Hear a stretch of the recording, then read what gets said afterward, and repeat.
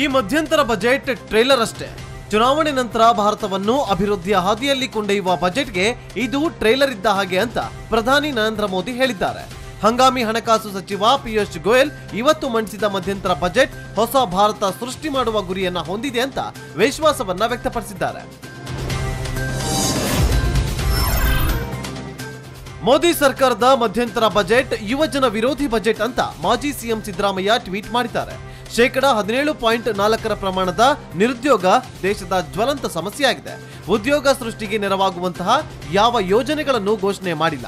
ವರ್ಷಕ್ಕೆ 2 ಕೋಟಿ ಉದ್ಯೋಗ ಸೃಷ್ಟಿ ಮಾಡುತ್ತೇವೆ ಎಂದು ಆಶ್ವಾಸನೆ ನೀಡಿದ್ದರ ಬಗ್ಗೆ ಇಡೀ ಬಜೆಟ್ನಲ್ಲಿ ಸೊಲ್ಲೆತ್ತಿಲ್ಲ ಎಂದಿದ್ದಾರೆ. ಇದು ಲೋಕಸಭಾ ಚುನಾವಣೆ ಗಮನದಲ್ಲಿಟ್ಟುಕೊಂಡು ರೂಪಿಸಲಾಗಿರುವಂತಹ ಬಜೆಟ್ ಅಂತ ಡಿಸಿಎಂ ಪರಮೇಶ್ವರ್ ಮೋದಿ ಸರ್ಕಾರದ ಬಜೆಟ್ ವಿರುದ್ಧ ಹರಿಹಾಯ್ದಿದ್ದಾರೆ.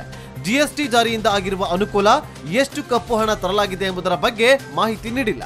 ಈ ಹಿಂದೆ ಪ್ರಧಾನಿ ಮೋದಿ ರಾಜ್ಯದ ರೈತರ ಸಾಲ ಮನ್ನಾವನ್ನ ಲಾಲಿಪಾಪ್ ಅಂತ ಆರೋಪಿಸಿದ್ದರು. ಈಗ ಅವರು ರೈತರಿಗೆ ಕೊಟ್ಟಿರೋದು ಏನು ಅಂತ ಪ್ರಶ್ನೆ ಮಾಡಿದ್ದಾರೆ. ಮೋದಿ ಸರ್ಕಾರದ ಮಧ್ಯಂತರ ಬಜೆಟ್ ಬಡವರ ಬಗ್ಗೆ ಕಾಂಗ್ರೆಸ್ ಪಕ್ಷ ಹೊಂದಿರುವ ವಿಚಾರದ ಪ್ರತಿರೂಪವಾಗಿದೆ. ನಮ್ಮನ್ನು ನಕಲು ಮಾಡಿದ್ದಕ್ಕೆ ಧನ್ಯವಾದಗಳು ಅಂತ ಮಾಜಿ ಕೇಂದ್ರ ಹಣಕಾಸು ಸಚಿವ ಪಿ ಚಿದಂಬರಂ ವ್ಯಂಗ್ಯವಾಡಿದ್ದಾರೆ. ಬಡವರ ಪರ ನಿಲ್ಲುವ ಕಾಂಗ್ರೆಸ್ ಯೋಜನೆಗಳನ್ನ ನಕಲು ಮಾಡಿದ್ದಕ್ಕೆ ಹಂಗಾಮಿ ವಿತ್ತ ಸಚಿವ ಪಿಯೂಷ್ ಗೋಯಲ್ಗೆ ಕೃತಜ್ಞತೆಗಳು ಅಂತ ಹೇಳಿದ್ದಾರೆ. ಮುಂಬರುವ ಲೋಕಸಭಾ ಚುನಾವಣೆ ಎದುರಿಸಲು ನಾವು ತ್ರಿಕೋನ ಸ್ಪರ್ಧೆಗೂ ರೆಡಿಯಾಗಿದ್ದೇವೆ ಅಂತ ಲೋಕೋಪಯೋಗಿ ಸಚಿವ ಎಚ್ ಡಿ ರೇವಣ್ಣ ಹೇಳಿದ್ದಾರೆ.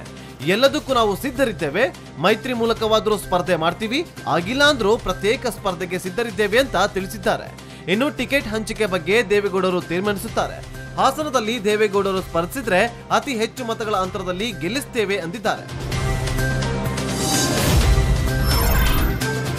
ಲೋಕಸಭಾ ಚುನಾವಣೆ ಹತ್ತಿರವಾಗುತ್ತಿರುವ ಬೆನ್ನಲ್ಲೇ ಮಂಡ್ಯ ಲೋಕಸಭಾ ಕ್ಷೇತ್ರದಲ್ಲಿ ಕಣಕ್ಕಿಳಿಯುವಂತೆ ಸುಮಲತಾ ಅಂಬರೀಶ್ರನ್ನ ಮಂಡ್ಯ ಕಾಂಗ್ರೆಸ್ ಕಾರ್ಯಕರ್ತರು ಒತ್ತಾಯಿಸಿದ್ದಾರೆ.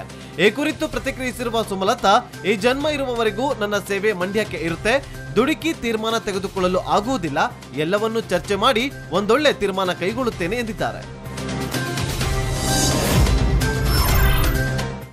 ನಿಖಿಲ್ ಕುಮಾರಸ್ವಾಮಿ ಲೋಕಸಭಾ ಚುನಾವಣಾ ಸ್ಪರ್ಧೆ ಮಾಡಲು ಹಲವು ಕಸರತ್ತುಗಳು ನಡೆಯುತ್ತಿವೆ ಎನ್ನಲಾಗ್ತಾ ಇದೆ. ನಿಖಿಲ್ ಮಂಡ್ಯದಿಂದ ಸ್ಪರ್ಧಿಸುವಂತೆ ಮಾಡಲು ಸೀತಾರಾಮ ಕಲ್ಯಾಣ ಸಿನಿಮಾದ ಉಚಿತ ಟಿಕೆಟ್ ವಿತರಿಸಲಾಗುತ್ತಿದೆ ಎಂಬ ಆರೋಪ ಕೇಳಿಬಂದಿದೆ. ಇದಕ್ಕೆ ಸ್ಪಷ್ಟನೆ ನೀಡಿರುವ ಸಿಎಂ ಕುಮಾರಸ್ವಾಮಿ, ಇದು ಸುಳ್ಳು ಸುದ್ದಿ ಅಷ್ಟೇ, ಆತ ಚಿತ್ರರಂಗದಲ್ಲಿ ಬೆಳೆಯುತ್ತಿದ್ದಾನೆ, ನನ್ನ ಮಗ ರಾಜಕೀಯಕ್ಕೆ ಬರಬೇಕು ಎನ್ನುವುದಾದರೆ ಖಂಡಿತ ಚುನಾವಣೆಗೆ ನಿಲ್ಲಿಸುತ್ತೇವೆ, ಆದರೆ ಆ ಬಗ್ಗೆ ಯಾವುದೇ ನಿರ್ಧಾರ ಮಾಡಿಲ್ಲ ಎಂದಿದ್ದಾರೆ.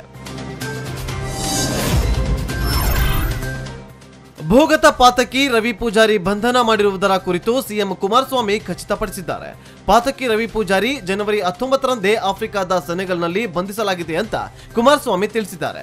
ಅಲ್ಲಿನ ಪ್ರಧಾನಿ ಹಾಗೂ ಗೃಹ ಇಲಾಖೆಯ ನೆರವು ಪಡೆದು ಜನವರಿ 19ರಂದೇ ಬಂಧಿಸಿದ್ದಾರೆ.